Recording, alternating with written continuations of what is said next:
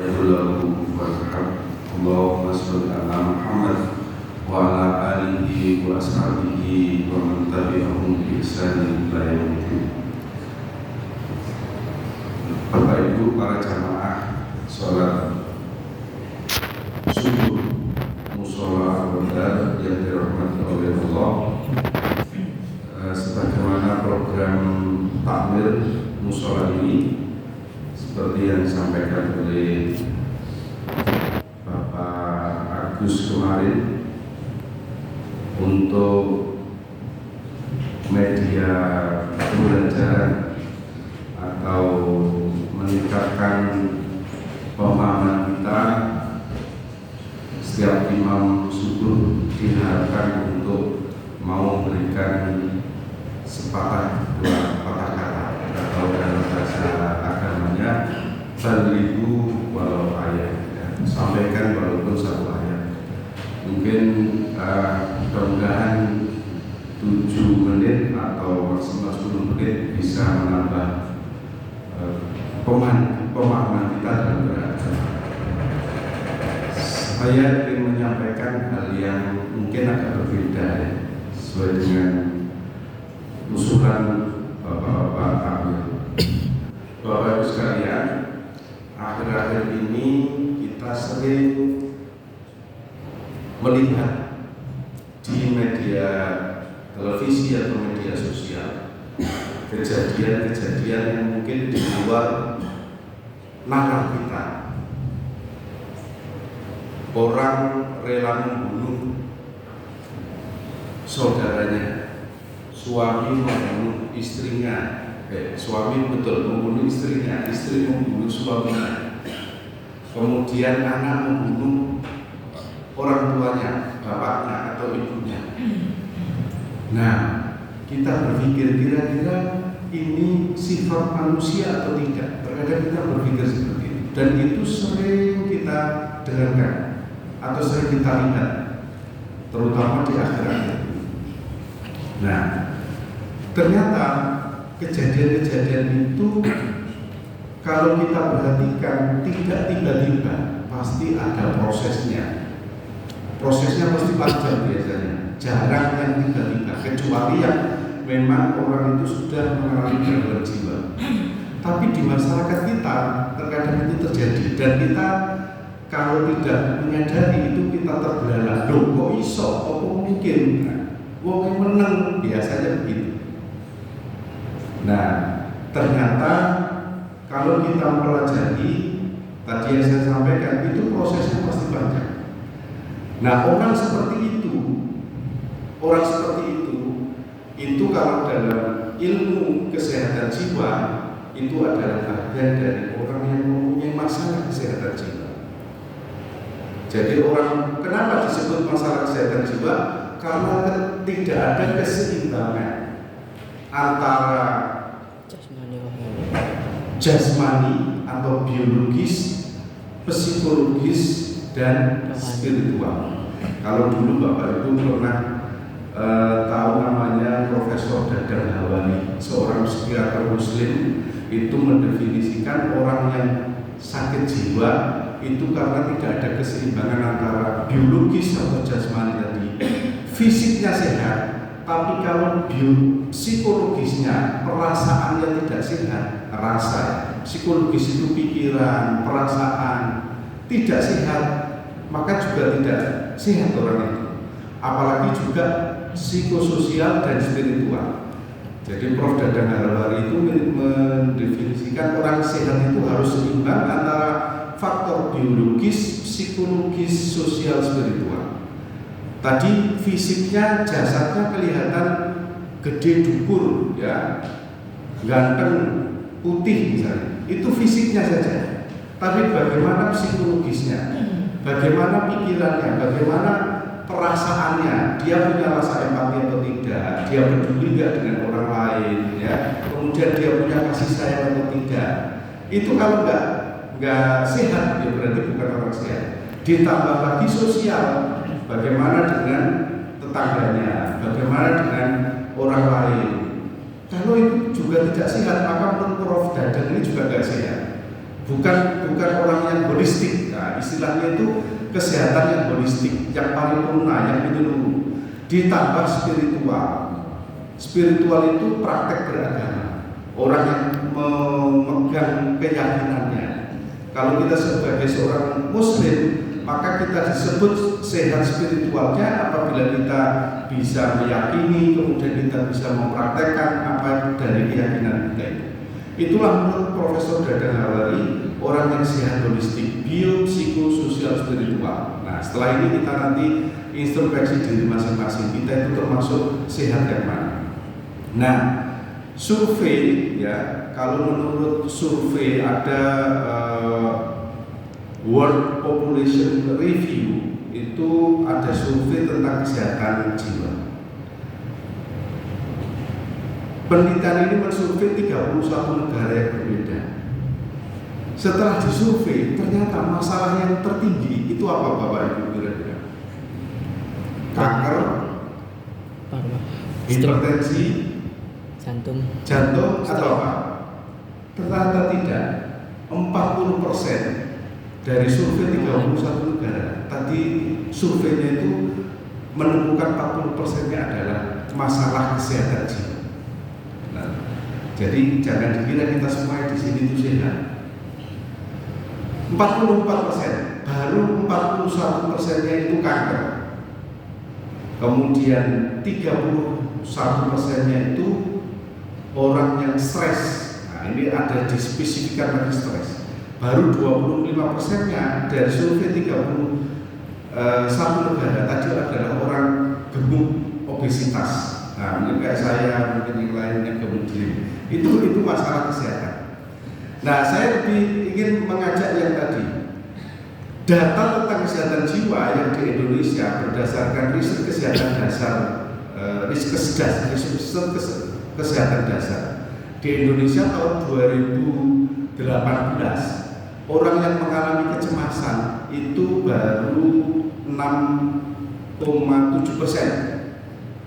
6%. Tapi tahun 2024 kemarin, 2024 itu naik menjadi 16%. Itu yang mengalami apa? Kecemasan. Nah, kecemasan itu bagian dari masalah kesehatan jiwa tadi.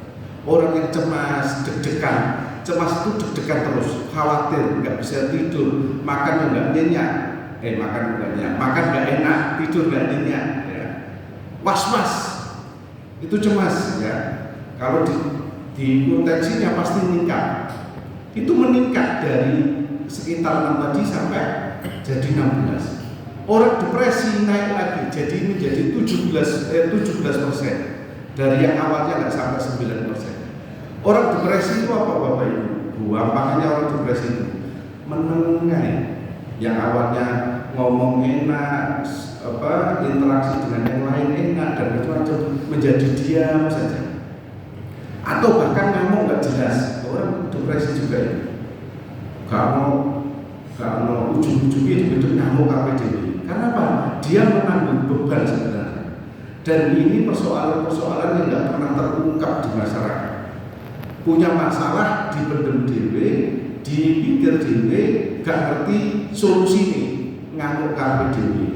Atau kalau orang gak ngamuk harus menengahi terus. Nah, itu ciri-ciri orang depresi. Nah, kenapa kok itu terjadi Bapak Ibu? Ternyata memang kehidupan kita ini semakin lama semakin kompleks.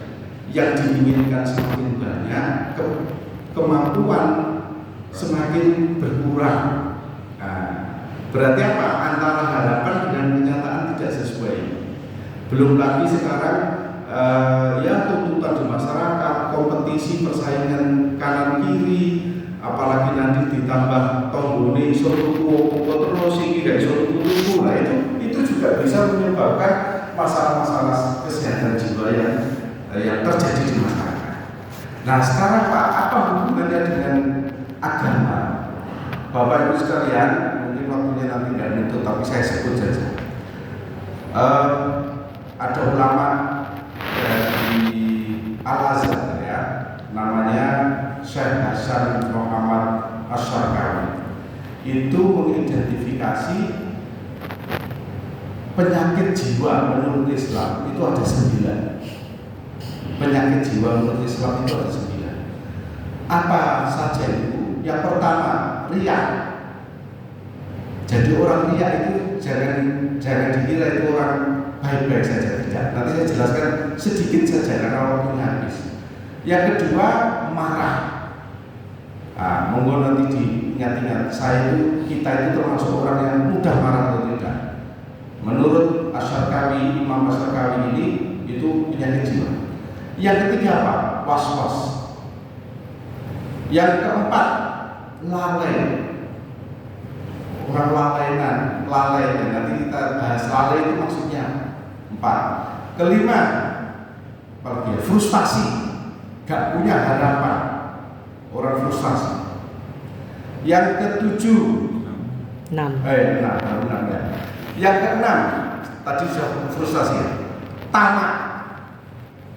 Tamak, jadi orang yang nggak bisa bersyukur, orang yang kurang terus, itu juga menurut Asy-Syarqawi orang yang mengalami gangguan jiwa. Masalah kesehatan jiwa, saya belum mengatakan gangguan. Kalau gangguan itu biasanya masuk rumah sakit jiwa penuh. Nah, ini masih tamak, jadi perasaan kurang terus, dapat rezeki 100.000 kurang, 500.000 kurang, 1 juta kurang, ratusan juta kurang. Nah, kayak pemimpin yang di atas itu.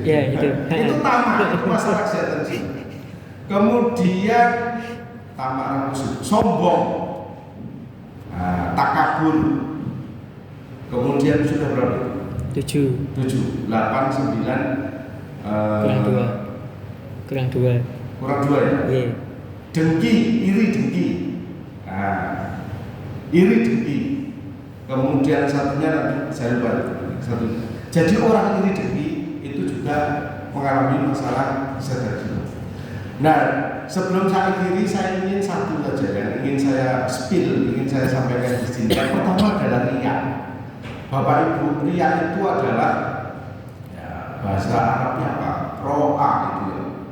Memperlihatkan. Orang yang suka memperlihatkan amal ibadahnya, kalau dalam konteks beribadah itu kan orang yang ingin dipuji. Dalam konteks Islam biasanya riya itu dikategorikan dalam riya dalam berpenampilan. Jadi kalau misalnya saya pakai baju yang bagus, sarung bagus, kopiah bagus, kemudian saya ingin supaya orang-orang menganggap saya orang kaya. Apa yang saya pakai ini tidak ada yang lain, sehingga saya kemudian ya tujuannya pengen dibombong. Nah, bahasa Jawa ini pengen dibombong. Itu riya dalam berpenampilan. Juga ada riya dalam perbuatan. Aku kalau sholat di sini datang paling pagi di depan, kemudian sholat yang khusyuk, kecuali yang khusyuk supaya dilihat saya orang paling santri di sini. Pamer. Pamer. Ya. Ada juga riya dalam beramal, ya perbuatan amal, termasuk yang sering disinggung dalam Al-Quran itu bersedekah. Ya, jangan sampai bersedekah kita itu perasaan riya kita itu menghalangi pahala bersedekah. Itu sering disebut di dalam Al-Quran. Bahkan ada yang surat pendek yang kita dengar, kita baca itu, orang riya itu dianggap orang yang mendustakan agama. Fawailul musallin, orang yang rugi dalam sholat. Kenapa? Karena riya. Fawailul musallin alladzina hum sholatihim sahun alladzina hum yura'una wa yamna'un. Orang yang yura'una, memamerkan. Nah itu dianggap kalau kita sholat kemudian punya sifat seperti itu, ingin pamer seperti itu malah dianggap oleh Allah orang celaka sholatnya. Kenapa? Karena tidak dilaksanakan karena Allah. Nah, riya ini sifatnya memang halus sekali. Nabi itu mewanti-wanti, yang paling saya takutkan itu adalah sifat riya ini. Karena yang tahu hanya kita sendiri, kita dan Allah. Untuk itu, Bapak Ibu sekalian, saya batasi saja karena riya ini halus dan hampir, kata Nabi itu hampir semua umatku itu bisa terkena riya. Yang tahu hanya diri kita sendiri dan Allah, maka kita harus sering-sering introspeksi. Kalau kita mau beramal, kita mau beribadah, bahkan tadi kalau misalnya kita mau melakukan apa-apa, itu kita harus tanya dalam hati. Aku ini niatku apa? Niat saya ini pamer, riya atau tidak? Bahasa sekarang, pamer itu flexing itu Bapak. Flexing itu apa? Didik-didik nanti, apalagi kalau kita lihat di video ya, umroh atau ibadah apa di foto. Hai guys, saat ini saya sedang di Masjidil Haram. Update status. Pakai status. Nah, itu flexing atau upload ya, media sosial. upload. Itu baik asalkan bisa menjaga hati. Tadi yang saya katakan, orang riya itu yang tahu hanya kita sendiri. Apakah kita begitu itu tujuannya supaya teman saya semangat bekerja, supaya bisa pergi ke Mekah atau apa, monggo. Tapi ingat, itu yang tahu itu tipis. Bahasa Nabi, bahasa ulama itu tipis kan. Kalau kita betul-betul nggak usah menjadi kita masuk dalam kategori riya itu. Dan riya itu bahayanya lagi termasuk dalam syirik, syirkul sugro ya, syirik kecil. Jadi ini bahayanya riya. Kenapa menjadi syirik Pak? Karena riya itu karena ingin memperlihatkan kepada orang lain, seakan-akan ini membuat bandingan antara Allah dengan makhluknya. Kalau kita beribadah kan lillahi ta'ala, seharusnya karena Allah. Tapi karena syirik ini kemudian membandingkan, aku gak karena Allah, ngomongnya karena Allah, tapi sebenarnya pengen dipuji ini oleh makhluk. Nah, maka disitulah kenapa syirik riya itu dianggap sebagai syirik meskipun kecil. Nah, syirik meskipun kecil. Bapak Ibu sekalian, karena waktunya sangat terbatas, mungkin mudah-mudahan yang penyakit atau masalah kesehatan jiwa yang lain bisa saya sampaikan. Yang jelas, mari terus kita belajar, meningkatkan pengetahuan supaya keimanan kita kepada Allah terus menjadi kuat, sehingga apa yang kita lakukan betul-betul karena Allah, dan itulah nanti yang kita bawa. Ya, ada cerita itu kan di riwayat itu ada 3 amalan. Orang yang merasa menjadi penghuni surga karena apa? Karena jihad karena Allah. Kemudian ada yang suka bersedekah, kemudian adanya satu lagi suka membantu siapa. Tapi pada pengadilan akhirat nanti akan ditunjukkan. Ternyata ada orang ini jihadnya ini bukan karena Allah, sedekahnya bukan karena Allah, sehingga itu tertolak. Nah, juga ada riwayat orang setelah sahur begini ya membaca Al-Quran. Kemudian ada orang lewat, orang sehat lewat. Kemudian yang baca Al-Quran ini mengeraskan bacaan Al-Quran. Maka itu amalan itu juga tertolak dan itu malah disiksa oleh Allah meskipun baca Al-Quran. Makanya inilah tipisnya riya itu, sehingga ini sangat membahayakan kita. Orang baca Al-Quran saja kalau niatnya ingin dipuji orang lewat tadi itu menjadi tertolak. Saya kira itu Bapak Ibu yang saya hormati, mudah-mudahan bermanfaat. Kalau kata Pak Agus kemarin cerita ya, kita saling berbagi bercerita, mudah-mudahan ini menambah keimanan kita dan menjadi bagian dari amal baik, amal ibadah kita. Mohon maaf bila ada khilafan. Wabillahi taufiq wal hidayah. Assalamualaikum warahmatullahi wabarakatuh. Waalaikumsalam warahmatullahi wabarakatuh. Allah